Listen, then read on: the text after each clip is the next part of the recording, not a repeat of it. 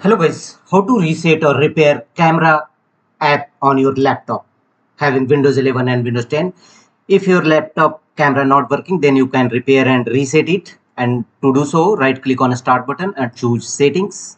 You may press Win plus I shortcut key to launch Windows settings on your system. Here go to apps from the left side and go to right side, and at the top of the page you will find installed apps. Click on it. Here look for camera app. Type camera in the search field.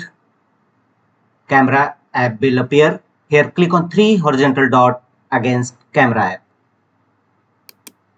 and choose advanced options. Click on it.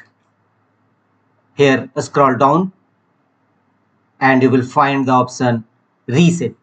If this app is not working right, we can try to repair it. The app's data would not be affected. First choose repair.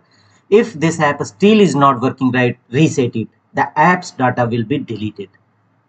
So click on reset and finally choose reset.